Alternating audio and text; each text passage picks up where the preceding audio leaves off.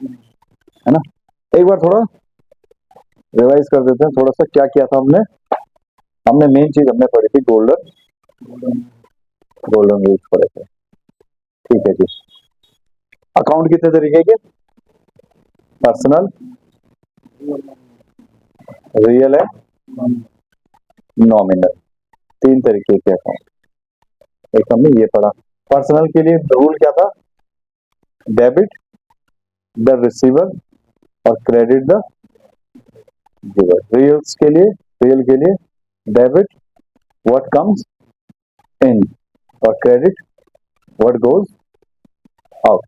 Nominal के लिए debit all expenses and losses और credit all gains and income. ठीक है, रेवेन्यू। एक तो था ये वाला रूल, ये था ट्रेडिशनल वाला कि हमें अगर किसी एंट्री में पता करना है कि डेबिट क्या होगा और क्रेडिट क्या होगा तो वो ये वाला रूल था। ये क्या था? ट्रेडिशनल रूल था हमारा। ठीक है।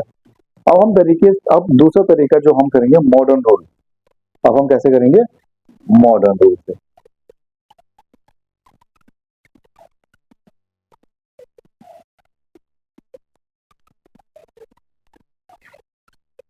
अब जैसे पहले हमने क्या किया था, अकाउंट को क्लासिफाई किया था कैसे? पर्सनल में, रियल में और नॉमिनल में। फिर पर्सनल को भी हमने कैसे किया था?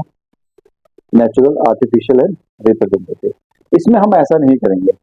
इसमें हम ये बोलेंगे कि अकाउंट्स को हम ऐसे करेंगे कि देखो, एक तो होगा एसेट्स। कुछ अकाउंट होंगे जो हमारे एसेट्स होंगे। ठीक है जी। कुछ अकाउंट होंगे वो हमारे एक्सपेंसेस होंगे। कुछ अकाउंट होंगे जो हमारे लायबिलिटी होगी, लायबिलिटीज होंगी। ठीक है। कुछ होंगे हमारे जो रिवेन्यू होंगे, गेन्स एंड रेवेन्यू। और कुछ क्या होंगे हमारे, एक हमारा अकाउंट होगा कैपिटल अकाउंट। एक क्या अकाउंट होगा? Capital account. गेन और रेवेन्यू आ गया, एक्सपेंस आ गया, एसेट्स आ गए, लायबिलिटीज आ गया, एंड वन इज और कैपिटल अकाउंट। यही अकाउंट होते हैं हमारे पास। अगर हम कोई अकाउंट बना रहे हैं तो या तो वो एसेट्स होगा या एक्सपेंस होगा, लायबिलिटी होगा, गेन होगा या फिर कैपिटल होगा। है ना। अब एसेट्स क्या होते हैं वो हम पढ़ चुके हैं ऑलरेडी, समझ चुके हैं। एसेट्स मतलब हमारे बिजनेस की कोई भी प्रॉपर्टी है जिसके हम क्या है, मालिक हैं। नॉन करंट एसेट्स और करंट एसेट्स भी पढ़ चुके हैं। ठीक है। करंट एसेट्स जिनको हम जल्दी 1 साल के अंदर अंदर कैश में कन्वर्ट कर देंगे। ठीक है जी। एक्सपेंस क्या होते हैं? एक्सपेंस भी हम पढ़ चुके हैं। है ना। लाइबिलिटीज क्या होती है? लाइबिलिटीज भी पढ़ चुके हैं। ठीक है जी। गेन और रेवेन्यू क्या होता है? ये भी पढ़ चुके हैं। और कैपिटल क्या होता है? वो भी पढ़ चुके हैं। अब मैं आपको एक एंट्री बता रहा हूँ, इसमें आपने मुझे सिर्फ पहले अकाउंट आइडेंटिफाई करके ये बताना है कि ये एसेट्स है कि लाइबिलिटी है कि क्या है, इन पांचों में से क्या है। ठीक है। मैं यहीं पे लिख रहा हूँ, Ram started business with cash. Cash rupees 1 lakh मान लेते हैं। ठीक है। इसमें दो अकाउंट कौन कौन से है? एक तो राम हो गया and second one is cash. तो ये मुझे बताइए, राम इन पांचों में से कहां जाएगा? एसेट्स में जाएगा, एक्सपेंस में जाएगा, लाइबिलिटीज में जाएगा या फिर गेन्स और रेवेन्यू में जाएगा या कैपिटल में जाएगा? राम क्या है? कैपिटल अकाउंट है, सीधी सी बात है ये तो। ठीक है जी, राम तो चला गया कैपिटल में। अच्छा जी। अब मुझे कैश बताएंगे, कैश कौन सा एसेट क्या होगा हमारा? एसेट होगा कि एक्सपेंस होगा कि क्या होगा? कैश। कैश क्या है? कैश कैश मेरे जेब में कैश पड़ा है, मेरा क्या है वो? एसेट। सीधी सी बात है, वो है हमारा करंट एसेट्स। हमने एसेट्स को जब पढ़ा था तो वो कौन सा एसेट है? Current assets. ठीक है। ये एंट्री आप इतने क्लियर कर दी। अच्छा, दूसरा मैंने कहा परचेज किया है किसी ने, कंपनी ने नहीं किया, परचेज गुड्स फ्रॉम, फॉर हो गए तो गलत हो गए, from mister Y for ₹2 lakh. Mister Y से हमने 2 लाख रुपए का माल खरीद लिया। इसमें दो अकाउंट कौन कौन से हो गए? एक तो हो गया परचेज अकाउंट और दूसरा कौन सा हो गया? मिस्टर वाई का अकाउंट। अच्छा, इसका मतलब इस एंट्री में हमने उधारी पे माल खरीदा है ना? हमने पहले कहा था अगर नहीं लिखा हो कुछ भी तो समझ लो नाम आ रहा है तो उधारी पे खरीदा है, अगर कैश लिखा होता तो कैश में होता। अच्छा, जिनसे हम उधारी पे माल खरीदते हैं इसका मतलब पैसा देना बाकी है अभी, तो उनको हम क्या बोलते थे? क्रेडिटर्स बोलते थे। याद है आपको जब हम कर रहे थे डेटर्स और क्रेडिटर, दो वर्ड पढ़े थे हमने। मैंने कहा था जब आप कंप्यूटर पे एंट्री करेंगे तो उसमें आपको सन्ड्री क्रेडिटर्स करके नाम मिलेगा, आता है ना जब आप मास्टर ऐड करते हैं, है ना? तो मिस्टर वाई क्या हो गया हमारे? हम तो यहाँ पे क्रेडिटर्स ही लिखेंगे। क्या हो गए हमारे? क्रेडिटर्स। और क्रेडिटर्स हमारे क्या होते हैं? लाइबिलिटीज होते हैं। ये क्या हो गया हमारी? लाइबिलिटी। परचेज हम कह रहे हैं ये हमारा एक्सपेंस है। परचेज क्या है? हमारा एक्सपेंस है। अब मैं आपको बताऊंगा कि एक दूसरा हम लॉजिक ये लगा सकते हैं कि देखो जी जब हम परचेज कर रहे हैं तो हमारा क्या आ रहा है? स्टॉक आ रहा है अंदर, और स्टॉक हमारा क्या होता है? एसेट होता है, करंट एसेट होता है। तो आप ये कहेंगे कि देखो जी परचेज को हम खर्चे में क्यों माने? हम तो ये कहेंगे कि हमारा क्या आ रहा है? एसेट्स आ रहे हैं अंदर, क्योंकि हमारा स्टॉक आ रहा है उससे हमारा एसेट्स होता है वो, तो इसको तो हम एसेट्स में मानेंगे। तो आप चाहे ये वाला मानो चाहे ये वाला मानो, अभी हम देखेंगे कि एंट्री एक ही बनेगी। ठीक है। अच्छा, तीसरी में एक एंट्री देता हूं आपको, इसे मैं लिखता हूं sold goods to mister C ₹2 lakh. Mister C को हमने 2 लाख रुपए की माल सामान दे दिए, बेच दिए उसको। ठीक है। तो इसमें दो अकाउंट कौन कौन से हो गए? एक तो हो गया सेल का और दूसरा किसका हो गया? मिस्टर सी का हो गया। सेल तो किस ग्रुप में जाएगी इन पांचों में से? गेन और रेवेन्यू में चली जाएगी। ठीक है। सेल क्या हो गया? हमारी रेवेन्यू होगी। ठीक है, ये क्या हो हमारा? रेवेन्यू है। और मिस्टर सी क्या हो गया हमारे? अच्छा, मिस्टर सी क्या है? कौन से ग्रुप में जाएंगे? पहले दिए डेटर्स में। कहाँ जाएंगे? डेटर। डेटर्स हो गए हमारे। और डेटर्स क्या होते हैं? हमारे करंट एसेट होते हैं। डेटर क्या होता है? Current asset. ठीक है। तो डेटर हमारे एसेट हो गए, क्रेडिटर हमारे लाइबिलिटीज हो। ठीक है जी। ऐसे अकाउंट समझ आ रहे हैं? ये यहाँ तक कोई दिक्कत नहीं है ना? ठीक है। तो अब मैं यहाँ पर आता हूँ, चलो इसको रहने देते हैं, मिटाते नहीं, अगर आपको नोट भी करना होगा तो आ जाए। ठीक है, यहाँ पे दोबारा लिख लेता हूँ मैं। पहला हमने कहा था हमारे क्या है? एक हो गया एसेट्स। ठीक है, इसी के नीचे मैं एक्सपेंस लिख रहा हूँ क्योंकि इसका रीजन है। ठीक है। तीसरे में मैं लिख रहा हूँ, चलो यहाँ पे चाहे आप लाइबिलिटी पहले लिख लो या कैपिटल पहले लिख लो, एक ही बात है। मैं लिख रहा हूँ कैपिटल, इसी के नीचे चौथे में मैं लिख रहा हूँ liabilities, and the last one is gain and revenue, gains और revenue, ये हमारे हो गए। ठीक है। तो अब अगर किसी एंट्री में आपको एसेट्स मिल रहे हैं तो इन पांचों में से कुछ ना कुछ तो होगा ही होगा भाई, या तो कोई अकाउंट एसेट्स होगा, या तो कोई एक्सपेंस होगा, या फिर कोई लाइबिलिटी होगी हमारी, कुछ ना कुछ तो होगा ही होगा। ठीक है। तो अगर आपको ऐसे अकाउंट मिले तो आपने कब किसको डेबिट करना है, कब किसको क्रेडिट करना है, वैसे जो हमने ट्रेडिशनल वाला पढ़ा है अभी उससे ज्यादा इजी ये है। ठीक है। तो वो क्या है, तो उससे थोड़ा अंडरस्टैंडिंग अच्छी हो जाती है ना? अब देखो इसमें कोई भी चीज होगी तो ये चीजें या तो इंक्रीज होगी या डिक्रीज होगी। भाई अगर कोई भी एंट्री हुई है, या तो हमारा एसेट्स घटेगा या बढ़ेगा, या हमारा एक्सपेंस घटेगा या बढ़ेगा, या तो हमारी कैपिटल, लायबिलिटी, रेवेन्यू, गेन कुछ भी है, या तो घटेगी या बढ़ेगी। तो ये दो एसेट्स और एक्सपेंस जब भी बढ़ेंगे, अगर ये बढ़ रहे हैं तो ये हमेशा ही डेबिट साइड जाएंगे। कहाँ जाएंगे? सॉरी मैं गलती से, आदत से मजबूर वाली बात है। जब भी ये बढ़ेंगे तो डेबिट साइड जाएंगे, और जब भी घटेंगे क्रेडिट साइड जाएंगे। जब भी घटेंगे क्रेडिट साइड जाएंगे। ठीक है जी। अच्छा, ये तीन चीजें, कैपिटल है, लायबिलिटी है, गेन और रिवेन्यू, इन तीनों चीजों को आपने ये देखना, जब भी बढ़ेंगे तो ये हमेशा ही क्रेडिट साइड जाएंगे। और जब भी घटेंगी तो हमेशा ही डेबिट साइड आएंगी। दो चीजें अलग चलेंगी और ये तीनों अलग चलेंगी। समझिए, ये है मॉडर्न रूल। अब हम एंट्री करके देखेंगे एक एक। पहले आप यहां तक एक बार देखिए,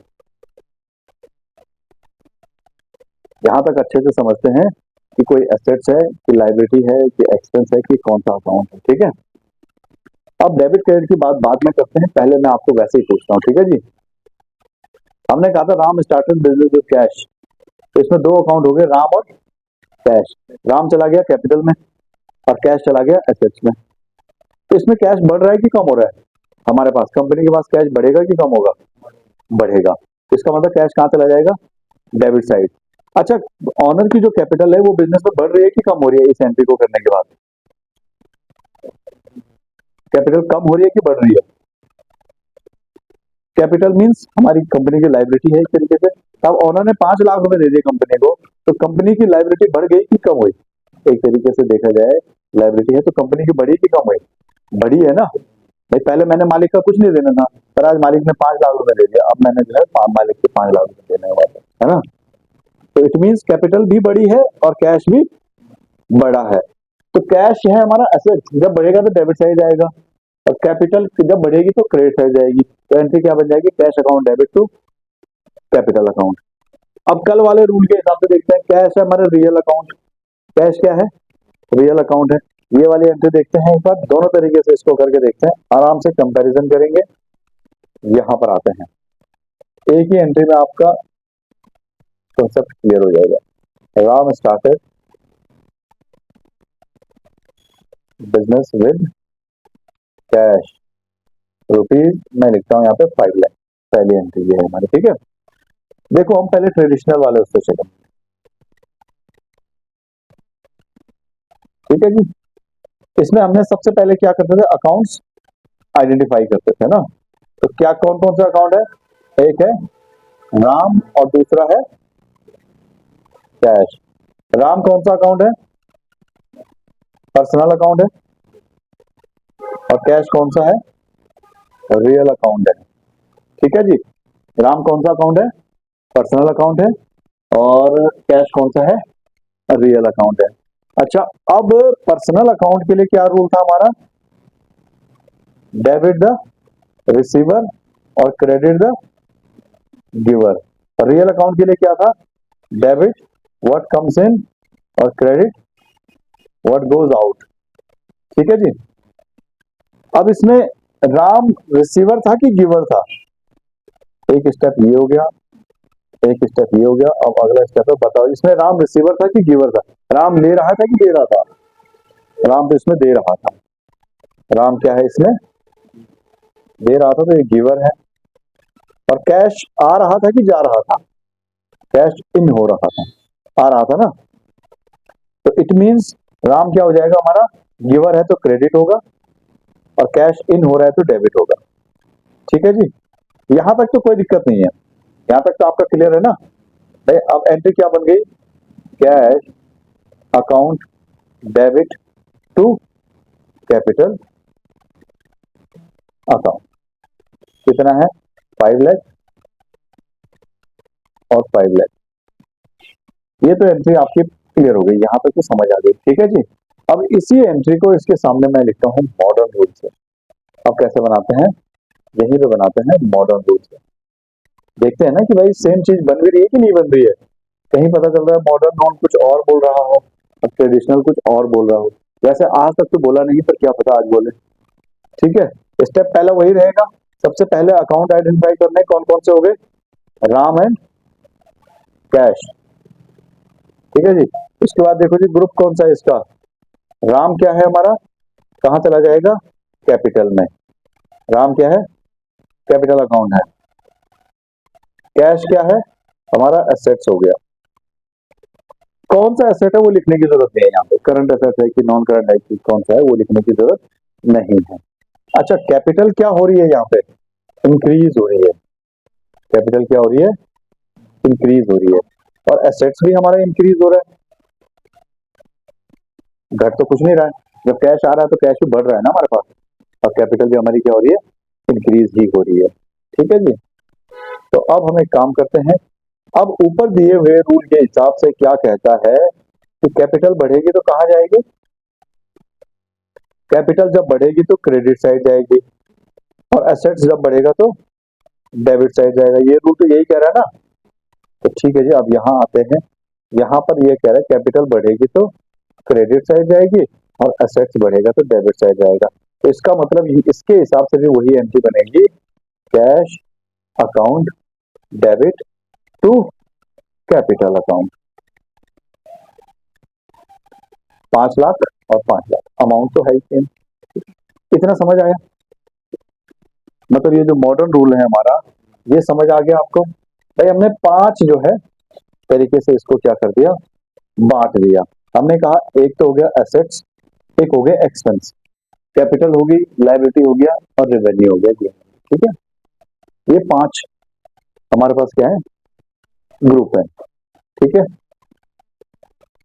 इन्हीं में कहीं ना कहीं सारे अकाउंट जितने भी बनेंगे, इन 5 में से कुछ ना कुछ होंगे, छठा कुछ हो ही नहीं सकता। कोई ऐसा अकाउंट होगा ही नहीं जो इनके अलावा कुछ और हो। ठीक है जी, भाई हम कुछ खरीद के ला रहे हैं, या तो हमने एक्सपेंस किया है या एसेट्स लेके आ रहे हैं। ठीक है, मालिक ने अगर इन्वेस्ट किया तो कैपिटल हो गई। ठीक है जी, किसी से उधारी पे माल खरीदा है तो कहीं ना कहीं लायबिलिटी भी बढ़ गई हमारी, है ना। तो इन 5 में ही कहीं ना कहीं हमें चीज मिल जाएगी, छठा कुछ होगा नहीं। जब एसेट्स बढ़ेगा तो डेबिट साइड, जब कम होगा तो क्रेडिट साइड, एक्सपेंस बढ़ेगा तो डेबिट साइड, कम होगा तो क्रेडिट साइड, कैपिटल बढ़ेगी तो क्रेडिट साइड, रेवेन्यू बढ़ेगा तो क्रेडिट साइड, और अगर हमारा लायबिलिटी बढ़ रही है तो क्रेडिट साइड, और घट रही है तो डेबिट साइड। अब इन्हीं के बेस पे हम क्या करते हैं, क्वेश्चन करते हैं। ठीक है जी,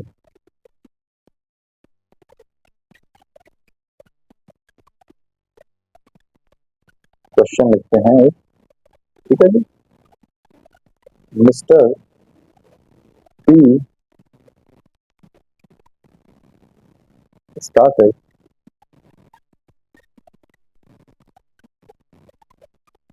business with cash rupees 10 lakh।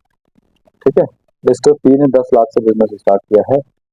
वैसे इसमें डेट वगैरह भी होती है, बट हम डेट अभी नहीं लिख रहे हैं। ठीक है, क्योंकि हम सिंपल क्या कर रहे हैं, अभी एंट्री करना सीख रहे हैं। फिर उसने दूसरी एंट्री कर दी, पहली हो गई, दूसरी हो गई purchase goods from mister A rupees 3 lakh. तीसरी एंट्री हो गई sold goods to mister B rupees 4 lakh. चौथी एंट्री हो गई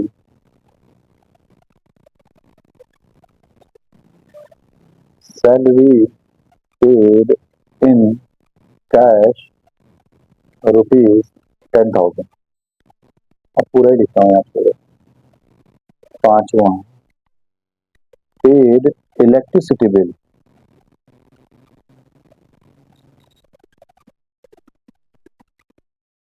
of rupees 1,000 in cash.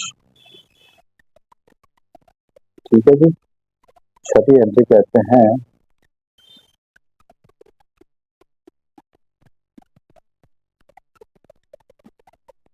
Paid to mister A rupees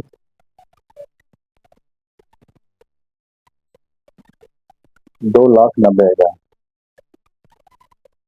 ठीक है जी, 2,90,000 दे दे उसको।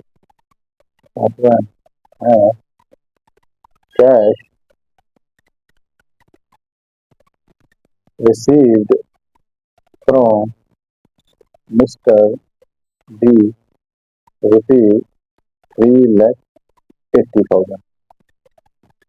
3,80,000 आ गया। ठीक है, अच्छा मैं इसके आगे एक काम करता हूँ, एक एक लाइन और ऐड कर देता हूँ और उसका मतलब आप समझ लेना। ठीक है, इन फुल सेटलमेंट, मैंने यहाँ पे आगे एक वर्ड लिख दिया इन फुल सेटलमेंट, और इस वाली एंट्री में भी मैंने लिख दिया इन फुल सेटलमेंट। इसका मतलब क्या हो गया? इसका मतलब ये हो गया कि देखो जी हमने कितने का माल खरीदा था ए से, 3 लाख का, और दिए कितने उसको, 2,90,000। तो इसका मतलब क्या हो गया, और इन फुल सेटलमेंट का मतलब अब ए में से कोई पैसे नहीं मांगेगा, 3 लाख के बदले मैंने 2,90 दे दिया, बात खत्म हो गई। तो इसका मतलब बचे हुए 10,000 का डिस्काउंट हो गया, तो उसकी भी एंट्री करनी है हमें, ठीक है। आगे आपको ऐसी एंट्री मिलेगी इन फुल सेटलमेंट वाली। अच्छा, सैलरी दे दी, बिजली का बिल दे दिया, रेंट भी देंगे। तो एक काम करते हैं, मैं एक एंट्री वैसे ही बनाता हूँ, rent is payable for the month of March,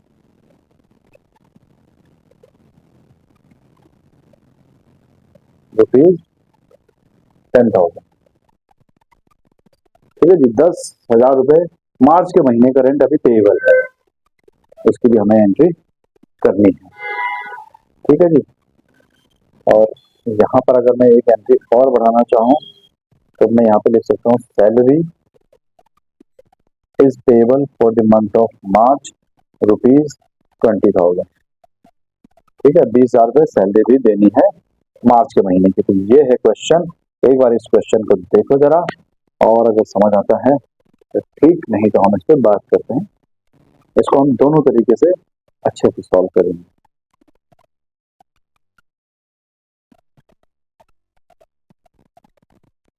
कर लिया आपने, हो गया आपकी सारी, होगी। चलो, पहले एंट्री क्या किया आपने, mister P started business with cash 10 lakh rupees.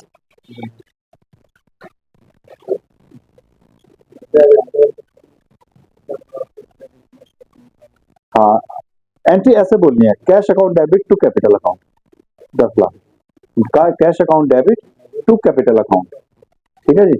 हाँ, purchase goods from mister A rupees 3 lakh,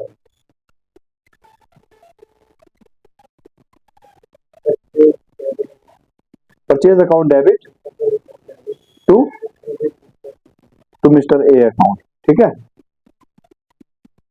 sold goods to mister B,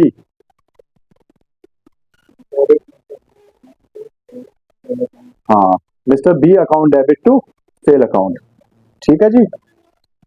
phone laptop charge पे लगाना ही भूल गया, ठीक है जी। अगला है salary paid in cash rupees 10,000,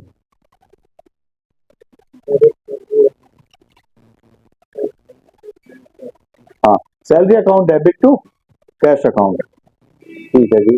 अगला paid electricity bill of rupees 1,000 in cash,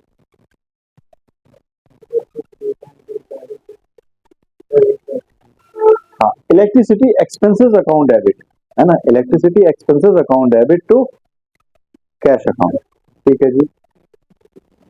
अब ये एंट्री देखने लायक होगी, paid to mister A rupees 2,90,000 in full settlement. अब इस एंट्री को क्या किए हो आप,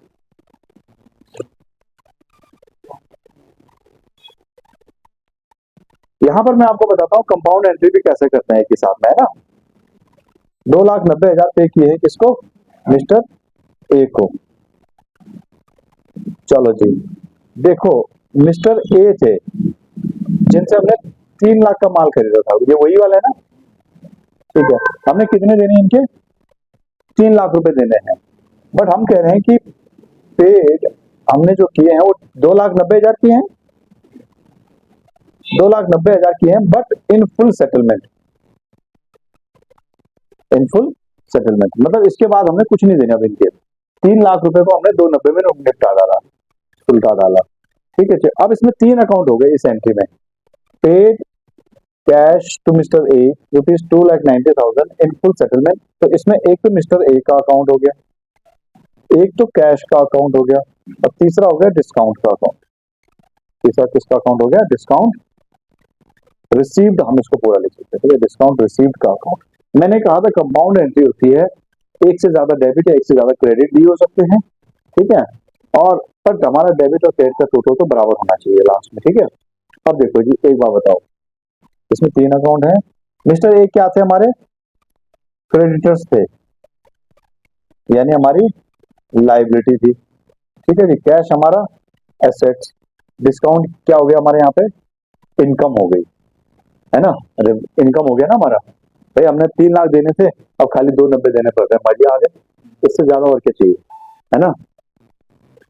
तो अब ये बताओ जी, कैश आपके यहाँ से कितना निकल रहा है, कैश पहले तो निकल रहा है कि आ रहा है, निकल रहा है, कम हो रहा है कैश, तो इसका मतलब कैश कहाँ जाएगा, क्रेडिट साइड जाएगा क्योंकि कैश क्या हो रहा है, कम हो रहा है, ठीक है जी। डिस्काउंट आपका बढ़ रहा है, इनकम आपकी बढ़ रही है कि कम हो रही है,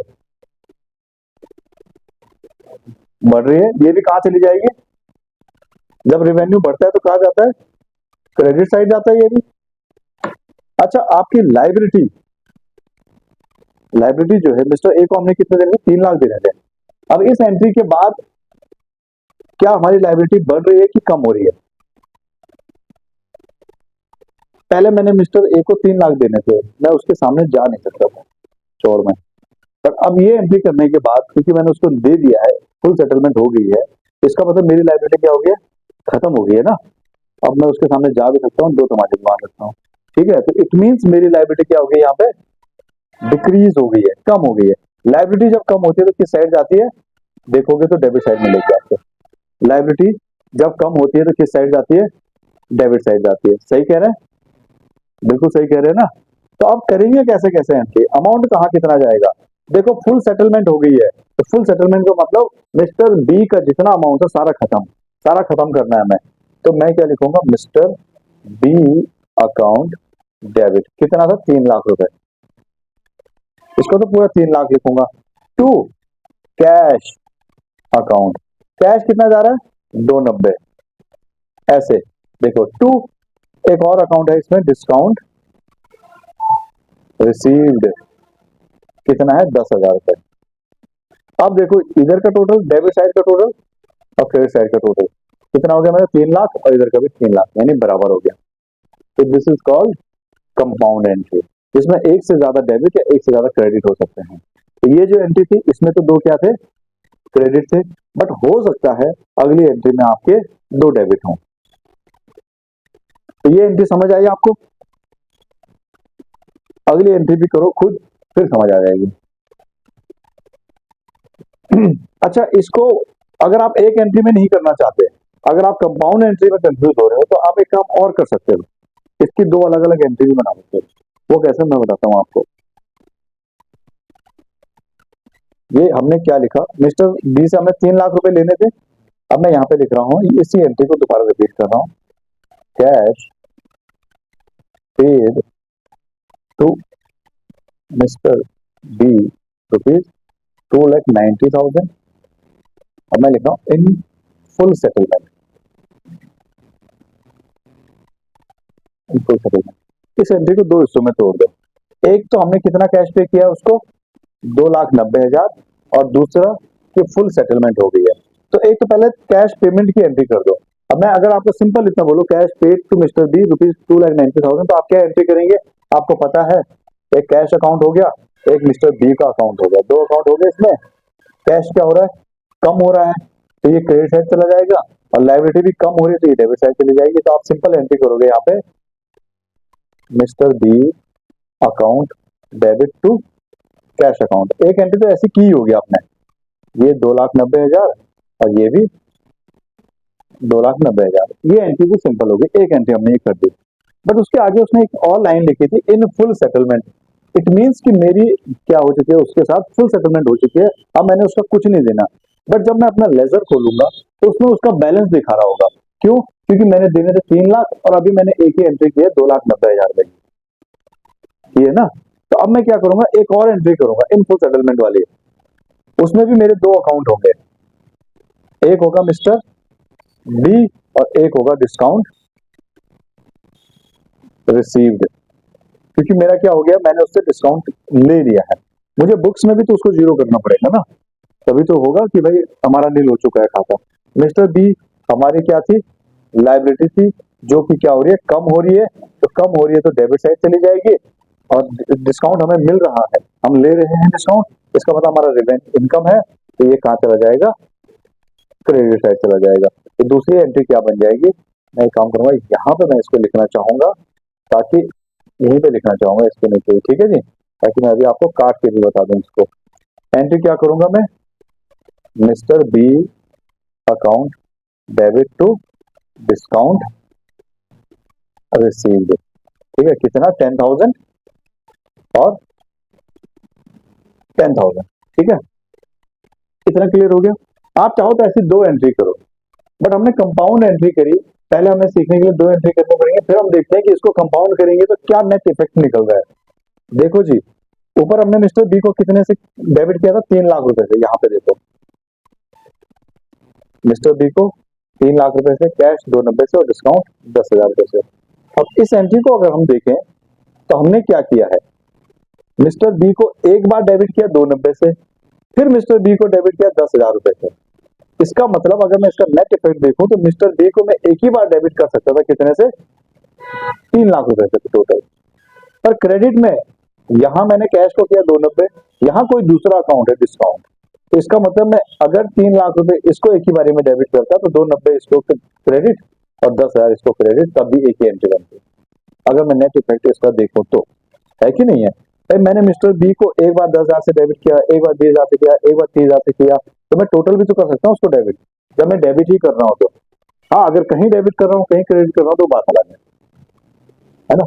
तो आप कंपाउंड एंट्री भी बना सकते हो और सिंगल सिंगल एंट्री भी बना सकते हो, आपकी मर्जी है ना, ठीक है। तो ऐसे हम इसका इफेक्ट देख सकते हैं। तो मिस्टर बी यहाँ भी डेबिट हो रहे थे, यहाँ भी डेबिट हो रहे थे, तो टोटल डेबिट कर दिए एक ही बारे में, कितना, मिस्टर बी को कर दिया 3 लाख। अब यहाँ पहली वाली एंट्री में कैश क्रेडिट हो रहा था, टू कैश, दूसरी एंट्री में डिस्काउंट है, यहाँ पे टू डिस्काउंट लिख दिया मैंने, ये 290 हो गया और ये 10,000 रुपए हो गया, बस सिंपल सी बात है। ओके, अब 2-4 एंट्री करेंगे फिर और क्लियर हो जाएगी बात, है ना। ये काटा पीटी वाला तो बात की बात है, बट मैं आपको इतना बता रहा था कि हम 2 एंट्री भी कर सकते हैं, 2 एंट्री भी करोगे तब भी गलत नहीं है। अगली जो एंट्री है वो किया आपने, हाँ जी, कर दी, नहीं की है, गड़बड़ हो गई है, मैं बताता हूँ, कोई बात नहीं। अगली एंट्री है क्या कि कैश रिसीव फ्रॉम मिस्टर, अच्छा यहाँ मिस्टर बी था, पहले ए था यार, वो जिसकी हम इतनी कहानी बोल रहे थे वो ए था, अरे यार है, ये तो कहानी खराब हो गई। तो चलो कोई बात नहीं, आप ए देख लेना उसको, ठीक है, या ए और बी कंफ्यूज हो गए।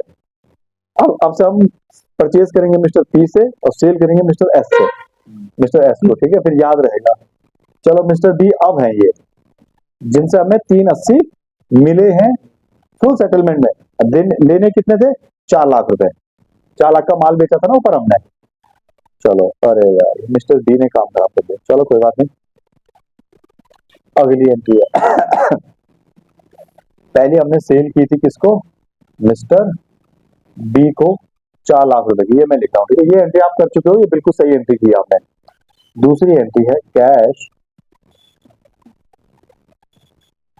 रिसीव्ड फ्रॉम मिस्टर, अच्छा इसीलिए आप थोड़ा सा कंफ्यूज हो रहे थे कि यार ये मामला गड़बड़ हो रहा है ना।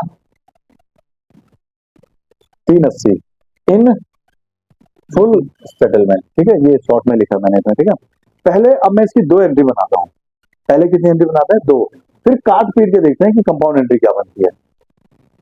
देखो जी, यहां तक एक एंट्री बनाएंगे पहले 380 तक, और फुल सेटलमेंट की अलग एंट्री बनाएंगे, ठीक है जी। इसमें कितने अकाउंट है जी, पहली वाली एंट्री में एक तो कैश का अकाउंट हो गया और एक मिस्टर बी का अकाउंट हो गया। मिस्टर बी क्या थे हमारे, एसेट्स, क्योंकि वो हमारे डेटर थे, हमने उनको माल बेचा था, हम कभी भी जाके उनसे पैसे मांग सकते थे, तो ये क्या है, हमारे डेटर है, यानी हमारे एसेट है। और कैश हमारा क्या है, एसेट्स है ही, कैश तो हमारा करंट एसेट है ही ना। अच्छा, cash received from mister B, mister B से कैश आ रहा है, तो कैश बढ़ रहा है कि कम हो रहा है, हाँ वंतिका, कैश बढ़ रहा है कि कम हो रहा है, किसे बोलना, मिस्टर बी से हमें कैश मिल रहा है, तो कैश बढ़ रहा है हमारे पास ही कम हो रहा है। मैं खाली बैठा था यहाँ पे, एक मेरा कोई कस्टमर आया, उसने मेरे को कैश दे दिया, तो मेरे पास कैश बढ़ेगा कि कम होगा, बढ़ेगा ना, तो इतना सोच क्यों रहे हो? बढ़ेगा ही, जब कोई हमें कैश देगा तो कैश बढ़ेगा ही, काश हमें भी कोई दे, ये क्या होगा, इंक्रीज होगा। अब एसेट्स, हमारा कोई डेटर था, हमने उससे लेने थे 4 लाख रुपए, अब वो पैसा हमारे मुंह पे मार के चला गया, तो अब उस एसेट्स का, उस अकाउंट का हमारा बैलेंस कम हो रहा है कि बढ़ रहा है? पहले मैंने 4 लाख लेने थे, अब उसने 4 लाख दे दिए, तो अब मैंने उससे कुछ लेना है, इट मीन्स में उसका बैलेंस कम हुआ है ना, उस पर्टिकुलर अकाउंट का बैलेंस तो कम हुआ है, तो ये वाला एसेट हमारा क्या हो गया, डिक्रीज हो गया। ठीक है जी, तो जब ये वाला डिक्रीज हुआ तो ये कहां चला जाएगा, क्रेडिट साइड, और कैश वाला इंक्रीज हुआ तो कहां चला जाएगा, डेबिट साइड। ठीक है जी, अब यहां पर एंट्री करता हूं मैं, मैंने लिखा cash account debit to mister B, कितना, 380। अब आप मुझे फिगर और नाम बताते रहना है ना, कहीं जो है फिर से गड़बड़ ना हो जाए। एक एंट्री तो ये हो गई, बट अभी बात खत्म नहीं हुई, क्योंकि आगे उसने लिखा था इन फुल सेटलमेंट, इसका मतलब जो 20,000 रुपए मेरे थे वो गियो ठाकुर, तो गियो वाली बात हो गई, वो 20,000 रुपए मेरे डूब चुके हैं, तो 20,000 रुपए मेरा क्या हो गया, डिस्काउंट। अरे कौन सा डिस्काउंट है, डिस्काउंट अलाउड। ठीक है, तो एक, अब दूसरी एंट्री करते हैं, जो फुल सेटलमेंट वाली एंट्री थी, मैं इसको वहां पे प्रॉपर लैंग्वेज में लिखता हूं, discount allowed to mister B ₹20,000, इतना ही बन रहा है ना, 4 लाख का था 380, ये वाली हमारी इन फुल सेटलमेंट वाली की प्रॉपर लैंग्वेज बन गई एंट्री के लिए। तो इसमें कौन कौन से अकाउंट हो गए, एक तो हो गया डिस्काउंट अलाउड का, and one is mister B. कोई बात नहीं, आप कर लो, समझ आया इतना, कौन कौन से अकाउंट हो गए, तुम्हारा ध्यान ही नहीं है, तो कौन कौन सा अकाउंट है बताओ चलो।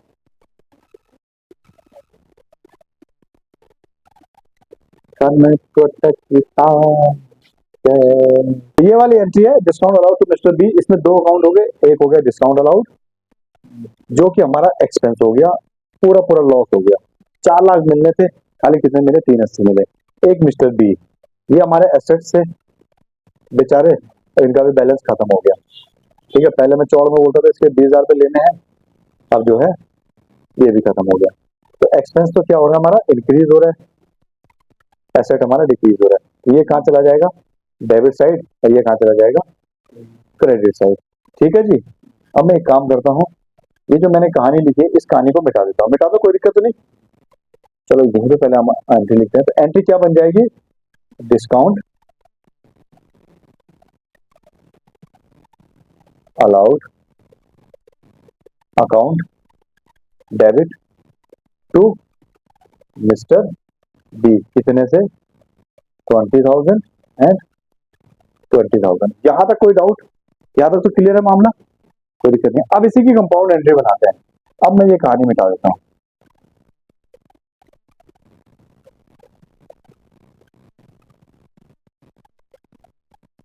अब ये कहानी क्या करना है, इसको